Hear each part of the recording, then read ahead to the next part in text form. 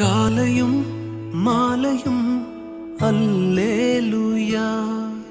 கிறிஸ்துவுக்குள் பிரியமானவர்களே, உங்கள் யாவருக்கும் மீட்பெரும் இரட்சகருமாகிய இயேசு கிறிஸ்துவின் இனிதான நாமத்தினாலே உங்கள் அனைவருக்கும் என் அன்பின் வாழ்த்துக்களை தெரிவித்துக் கொள்கிறேன்.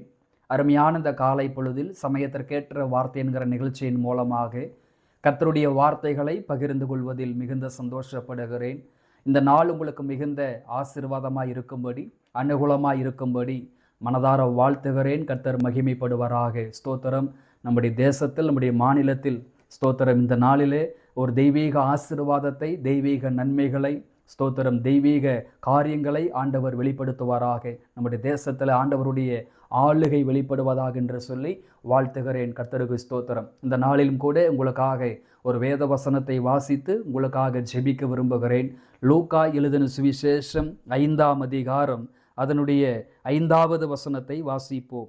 அதற்கு சீமோன், ஐயரே, இரவு முழுவதும் நாங்கள் பிரயாசப்பட்டும் ஒன்றும் அகப்படவில்லை, ஆகிலும் உம்முடைய வார்த்தையின்படியே வலையை போடுகிறேன். கர்த்தருக்கு ஸ்தோத்திரம். என் கண்பான தேவ ஜனமே, அருமையான இந்த காலை பொழுதிலே சமயத்திற்கேற்ற வார்த்தை என்கிற நிகழ்ச்சியிலே இரவில் தோல்வி, அதிகாலையில் வெற்றி என்கிற தலைப்பில் கர்த்தருடைய வார்த்தைகளை நாம் சிந்திக்க போகிறோம். ஆண்டவராக இயேசு கிறிஸ்து ஊழியம் செய்வதற்காக சென்ற அந்த நாட்களிலே ஒரு நாள் பேதுரு மீன் பிடிக்கிற அந்த காரியத்தை, இரவு முழுவதும் மீன் பிடிக்கிற தொழிலில் ஈடுபட்டுட்டு காலை நேரத்தில் அவர்கள் வலைகளை அலாசி கொண்டிருந்தார்கள். அப்பொழுது ஆண்டவர் போதகம் செய்வதற்காக, உபதேசம் பண்ணுவதற்காக அங்கு வந்திருந்தார். அந்த படகில் ஏறி சில சத்தியங்களை பேசிவிட்டு பேதுருவை பார்த்து ஆண்டவர் சொல்லுகிறார், பேதுருவே, படகை இன்னும் சற்று ஆழத்திலே கொண்டு போய் வலைகளை ஆழத்தில் போடுங்கள் என்று சொல்லுகிறார். ஸ்தோத்திரம். இப்போ படகு இன்னும் கொண்டு போங்க, ஆழத்தில் வலையை ஆழத்தில் போடுங்க அப்படின்னு சொல்லும் பொழுது அந்த இடத்துல பேதுரு உபயோகப்படுத்துகிற ஒரு காரியம் என்னவென்று சொன்னால், இரவு முழுவதும் நாங்கள் பிரயாசப்பட்டோம், ஒன்றும் அகப்படவில்லை. அப்போ என் கண்பானவர்களே, பேதுருவின் வாழ்க்கையிலே, சீசர்களுடைய வாழ்க்கையிலே ஒரு இரவு அவர்கள் இரவு முழுவதும் பிரயாசப்பட்டாங்க, ஹார்ட் ஒர்க் பண்ணாங்க, தூக்கம் கெட்டாங்க, பிரயாசப்பட்டாங்க. ஆனால் ஒரு மீன் கூட அகப்படவில்லை. அப்போ பேதுரு ஆண்டவரிடத்தில் இந்த வார்த்தையை சொல்லுகிற பொழுது, இரவு முழுவதும் பிரயாசப்பட்டோம், ஒன்றும் அகப்படவில்லை. அது ஒரு தோல்வியின் வெளிப்பாடு. அது ஒரு தோல்வியின் வெளிப்பாடு. இரவு முழுவதும் நாங்கள் பிரயாசப்பட்டோம், ஒரு மீன் கூட கிடைக்கவில்லை என்பது ஒரு தோல்வியின் வெளிப்பாடாக இருக்கிறது. ரெண்டாவது, இந்த பேதுரு ஆண்டவரை பார்த்து இரவு முழுவதும் பிரயாசப்பட்டோம், ஒன்றும் அகப்படவில்லை என்கிற அந்த வார்த்தை ஒரு விரக்தியின் வெளிப்பாடாக இருக்கிறது. அவர் சோர்ந்து போயிட்டார், விரக்தியின் வார்த்தையாக இருந்தது. மூன்றாவதாக, இந்த பேதுரு ஆண்டவரை பார்த்து இரவு முழுவதும் நாங்கள் பிரயாசப்பட்டோம், ஒன்றும் அகப்படவில்லை என்கிற வார்த்தை ஒரு மனமடிவின் வெளிப்பாடாக இருக்கிறது.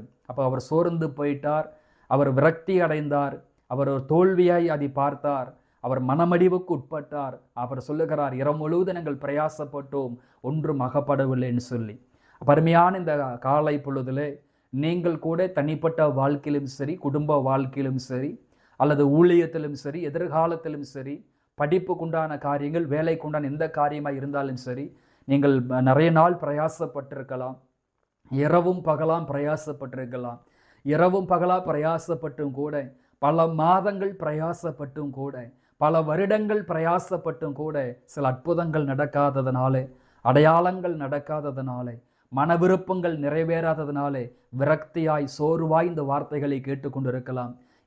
இரவும் பகலா பல வருஷங்களா நான் பாடுபடுகிறேன், ஒரு நிலம் வாங்க முடியவில்லை, ஒரு வீட்டை கட்ட முடியவில்லை, பிள்ளைகளுடைய ஸ்கூல் ஃபீஸ் கட்ட முடியல, இந்த காரியத்தை என்னால் செய்ய முடியல அப்படின்னு சொல்லி ஒரு விரக்தியோடு, ஒரு தோல்வியோடு, ஒரு மனமடிவோடு கூட இந்த வார்த்தைகளை நீங்கள் கேட்டுக்கொண்டிருக்கலாம். அன்றைக்கு பேதுரு ஒரு விரக்தியாய், ஒரு தோல்வியாய், மனமடிவாய் பேசினது போல நீங்களும் கூட அப்படி ஒருவேளை இந்த வார்த்தைகளை கேட்டுக்கொண்டிருக்கலாம். அப்போ என் கண்பானவர்களே, அப்போ ஆண்டவர் சொல்லுகிறார், நீ ஆழத்தில் போய் வலைகளை போடு என்று சொன்ன பொழுது, லூக்கா 5ஆம் அதிகாரம் 5ஆம் வசனத்தில் வாசிக்கும் பொழுது அந்த இடத்துல, இரவு முழுவதும் நாங்கள் பிரயாசப்பட்டு ஒன்றும் அகப்படவில்லை, ஆகிலும் உம்முடைய வார்த்தையின்படியே வலையை போடுகிறேன் என்று அவர் சொல்லுகிறார். உம்முடைய வார்த்தையின்படியே வலையை போடுகிறேன் என்று சொல்லுகிறார்.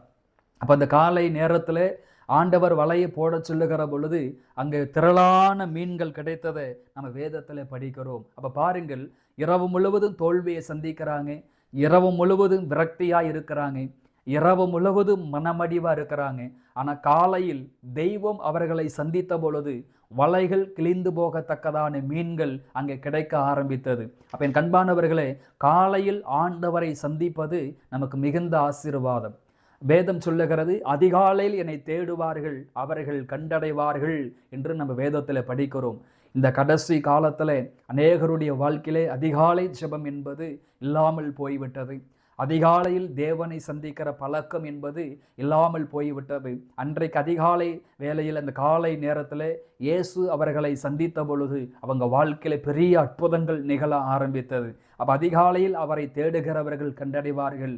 சங்கீதம் 34 வாசிக்கிறோம், கர்த்தரை தேடுகிறவர்களுக்கோ ஒரு நன்மையும் குறைவுபடாது என்று நம்ம வேதத்தில் படிக்கிறோம். அப்போ பாருங்கள், இரவு முழுவதும் தோல்வியை சந்தித்தவர்கள் காலையில் வெற்றியை சந்திக்கிறாங்க. இரவு முழுவதும் பிரயாசப்பட்டும் ஒன்றும் அகப்படவில்லை என்று சொன்னவர்கள் காலை நேரத்தில் வெற்றியை, ஒரு ஜெயத்தை பார்க்கிறாங்க.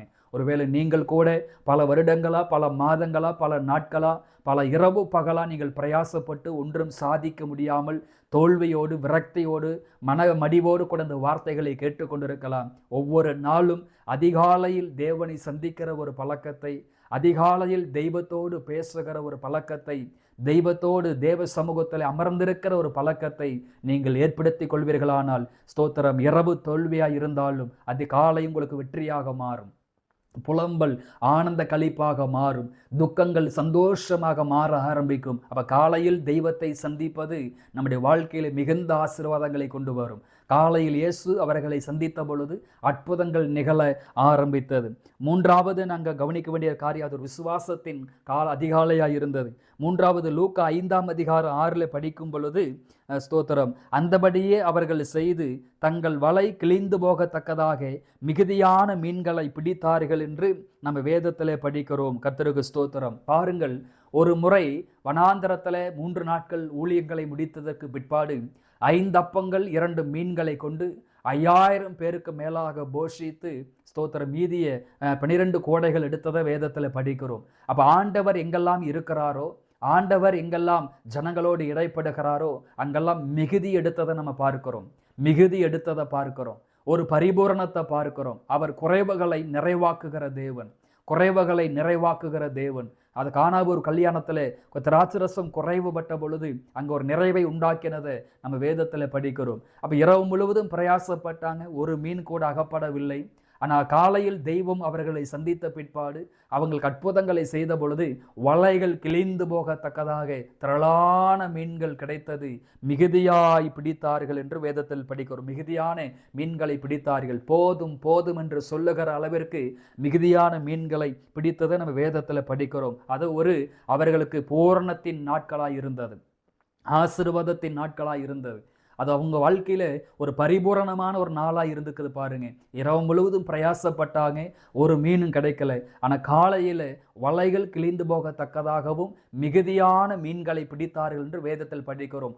அவர்களுக்கு போதும் போதும் என்று சொல்லுகிற அளவிற்கு ஒரு பரிபூரணமான ஒரு நாளாக தேவன் மாற்றி கொடுத்தார். அப்போ இதிலிருந்து ஒரு காரியம் புரிகிறது. காலையில் நம் தேவனை சந்திப்போமானால், காலையில் தேவனை தேடுவோமானால், காலையில் நமக்கும் தேவனுக்கும் ஒரு ஸ்தோத்திரம், ஒரு சந்திப்பு இருக்குமானால், காலையில் நமக்கும் தெய்வத்திற்கும் ஒரு தொடர்பு இருக்குமானால், அந்த நாள் நமக்கு வெற்றியின் நாளாக இருக்கும். அந்த நாள் நமக்கு ஜெயத்தின் நாளாக இருக்கும். அந்த நாள் நமக்கு பரிபூரணத்தின் நாளாக இருக்கும். அந்த நாள் நமக்கு மிகுதி எடுக்கிற நாட்களாக இருக்கும். ஒருவேளை குறைவோடு கூட நீங்கள் வாழ்க்கையை தொடங்கலாம். அந்த நாளில் தெய்வத்தை சந்தித்து நீங்கள் காரியங்களை தொடங்கும் பொழுது அந்த நாளில் நீங்கள் மிகுதி எடுப்பீர்கள். அது உங்களுக்கு ஒரு பரிபூரணத்தின் நாளாக, ஆசீர்வாதத்தின் நாட்களாக, போதும் என்று சொல்லத்தக்கதாக தெய்வ நம்மை ஆசீர்வதிப்பார். கர்த்தருக்கு ஸ்தோத்திரம். நான்காவது அங்கு கவனிக்க வேண்டிய ஒரு காரியம், 5ஆம் அதிகாரம் 7ஆம் வசனத்தில், அப்பொழுது மற்ற படவில் இருந்த கூட்டாளிகள் வந்து தங்களுக்கு உதவி செய்யும்படி சைகை காட்டினார்கள்.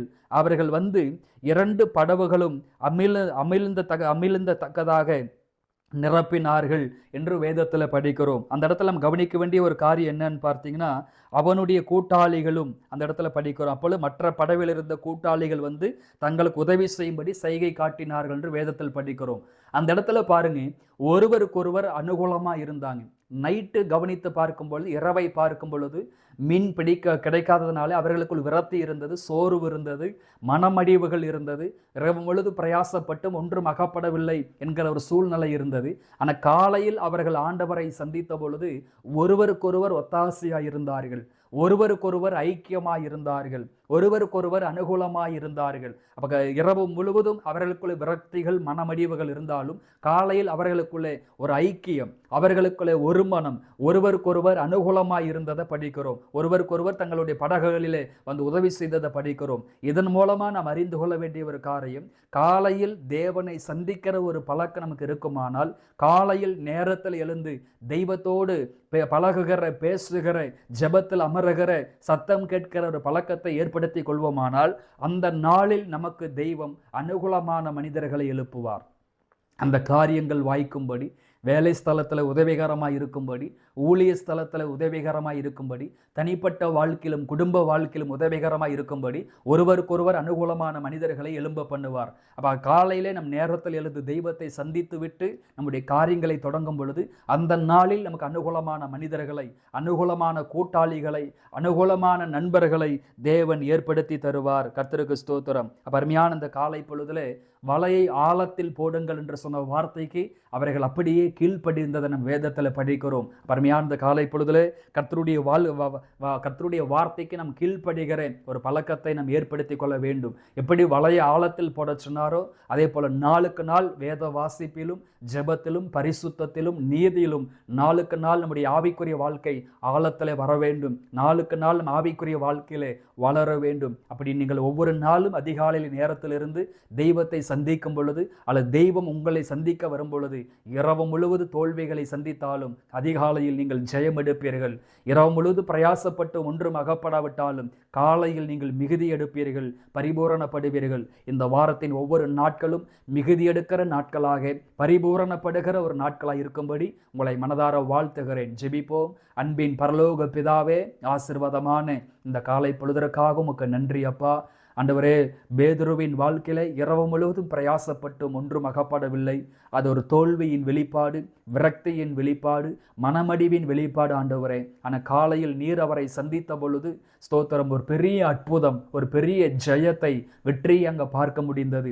அதிகாலையில் தெய்வம் ஒரு மனிதனை சந்திப்பாரானால், அல்லது ஒரு மனிதன் தெய்வத்தை சந்திப்பானால் நிச்சயமாகவே அந்த நாள் ஒரு வெற்றியின் நாளாக மாறும், அது ஜெயத்தின் நாளாக மாறும். வலைகள் கிழிந்து போகத்தக்கதான மீன்களை பிடித்து மிகுதி எடுத்தார்கள் என்று படிக்கிறோம். அந்த நாட்களில் மிகுதி எடுக்கிற அனுபவங்களை தாரும், பரிபூரணமான ஆசீர்வாதங்கள், பரிபூரணமான நன்மைகளை தாரும் ஆண்டவரே. இந்த வார்த்தைகளை கேட்டுக்கொண்டிருக்கிற ஒவ்வொரு பிள்ளைகளையும், ஒவ்வொரு குடும்பங்களையும், பிரயாசங்களையும் தெய்வமே நீர் ஆசீர்வதிக்கும்படி நான் மனதார ஜெபிக்கிறேன். இந்த வார்த்தையை கேட்டுக்கொண்டிருக்கிற உங்களுடைய வாழ்க்கையிலே விரக்தியோடும், சோர்வோடும், கவலையோடும், கண்ணீரோடும், துக்கத்தோடும் இந்த வார்த்தைகளை கேட்டுக்கொண்டு இருப்பார்களானால் ஒவ்வொரு பிள்ளைகளை மனதார ஆசீர்வதிக்க நான் ஜெபிக்கிறேன். வியாதிகள், பலகீனங்கள், சுகவீனங்களை மாற்றும்படியாக ஜெபிக்கிறேன். எவ்வளவோ வருடங்கள், எவ்வளவோ நாட்கள் பிரயாசப்பட்டும் ஒன்றும் சாதிக்க முடியாமல் கஷ்டப்படுகிற பிள்ளைகளுக்காக ஜெபிக்கிறேன். ஒரு நிலத்தை வாங்க உதவி செய்யும், ஒரு வீட்டை கட்ட உதவி செய்யும், திருமண தடைகள் மாறட்டும், பிள்ளை பாக்கியங்கள் உண்டாகட்டும் ஆண்டவரே, கடன்கள் அடைக்கப்பட கர்த்தாவே உதவி செய்யும், தோல்வியடைந்த காரியங்களிலே ஜெயத்தை காண கர்த்தர் உதவி செய்வீராக தகப்பனே. அப்பா, தேர்வுக்காக காத்திருக்கிற பிள்ளைகளுக்காக ஜெபிக்கிறேன். தேர்வை கர்த்தர் ஆசீர்வதிப்பீராக. இன்றைக்கு எங்கள் மாநிலத்திலே அப்பா ஸ்தோத்திரம், தேர்தல் முடிவு அறிவிக்கப்படுகிற நாளாக இருக்கிறபடியால் ஆசீர்வாதத்தை விளங்க பண்ணும், அனுகூலமாய் இருக்கட்டும். தேசத்திலே அனுகூலம், தேசத்திலே அமைதி, கிருபை உண்டாயிருக்க நாங்கள் மனதார ஜெபிக்கிறோம். அப்பா ஸ்தோத்திரம், புதிதாக ஆட்சி அமைக்கிறவர்கள் மேல் தேவ கிருபையும், தேவ ஆளுகையும், தேவ அபிஷேகமும் வெளிப்படும்படி மனதார ஜெபிக்கிறோம். எல்லாவற்றையும் பொறுப்பெடுத்துக் கொள்ளும். குழப்பங்கள் வராதபடி, சஞ்சலங்கள் வராதபடி, வருத்தங்கள் வராதபடி, ஆண்டவரே இழுபறிகள் வராதபடி கர்த்தாவே கிருபைக்குள் மறைத்துக் கொள்ளும். இயேசுவின் நாமத்தில் பிதாவே, ஆமேன். கிறிஸ்துவுக்குள் பிரியமானவர்களே, இந்த வார்த்தைகளின் அடிப்படையிலே ஆண்டவர் உங்களை ஆசீர்வதிப்பாராக. God bless you.